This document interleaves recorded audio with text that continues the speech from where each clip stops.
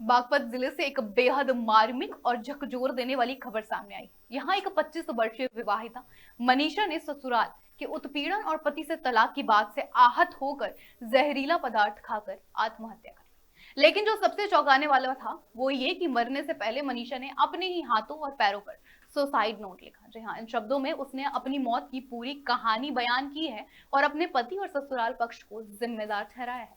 घटना रठौड़ा गांव की है, जहां मनीषा के परिजनों ने बताया कि उसकी शादी 2023 में गाजियाबाद के सिद्दीपुर निवासी कुंदन से हुई थी, लेकिन शादी के महज 5 महीने बाद ही दहेज को लेकर उसे प्रताड़ित किए जाने लगा। मनीषा का परिवार उसे पिछले साल मायके वापस ले आया था और वो 1 साल से यहीं रह गई थी। 3 दिन पहले ससुराल से 20-25 लोग आए और तलाक की बात तय हो गई, लेकिन मनीषा ने कहा था कि पति की ओर से दिया गया सामान जब तक वापस नहीं मिलेगा वो तलाक पर साइन नहीं करेगी।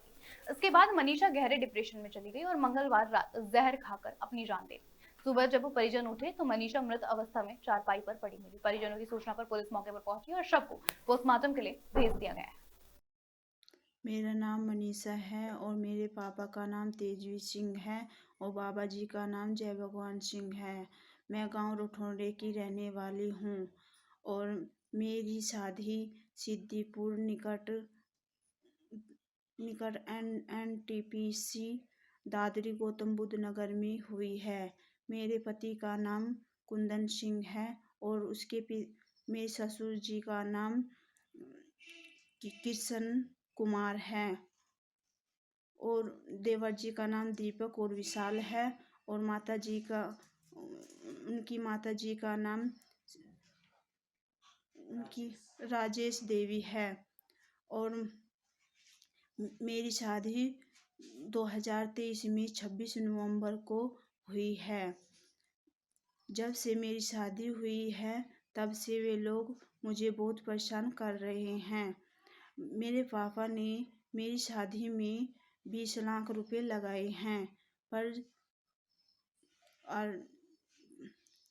20 लाख रुपए लगाए हैं।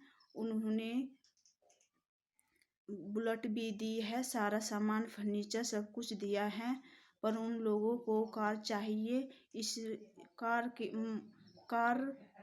के कारण मुझे बहुत परेशान कर रहे हैं। रोज पीटते हैं। एक बार मुझे बिजली का करंट से मारने की कोशिश भी की पर मैं बच गई। दादरी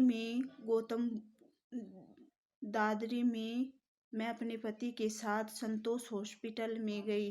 वहाँ डॉक्टर ने दोबारा अल्ट्रासाउंड द्वारा पता चला कि पेट में बच्चा है, पर डॉक्टर ने दवा भी लिखी। कुंदन जी के द्वारा मुझे कुंदन जी दवाई मेरी नहीं लाए और 2 दिन बाद मुझे दवाई दी गई कुंदन जी द्वारा। दवाई का नाम ही 50 किट था। मैंने सोचा कि ये दवाई विटामिन की होगी, पर वे दवाई विटामिन की नहीं थी। मी 50 किट में 5 गोलियां होती है। मुझे पहले 1 गोली दी गई, बाद में 2 गोली और तीसरी बार 2 गोली और दी गई और उन दवाई से मेरे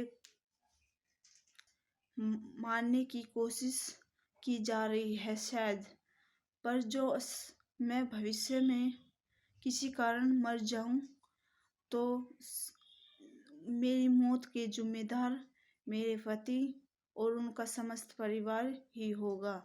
यह बात मैं पूरे होशो-हवास में और बिना किसी दबाव के बोल रही हूँ। आज 112 नंबर की कॉल आई थी थाना छपरौली पे कि एक महिला मनीषा नाम की है, जिसकी शादी को 2 वर्ष हुए हैं। उसकी शादी नोएडा में हुई थी।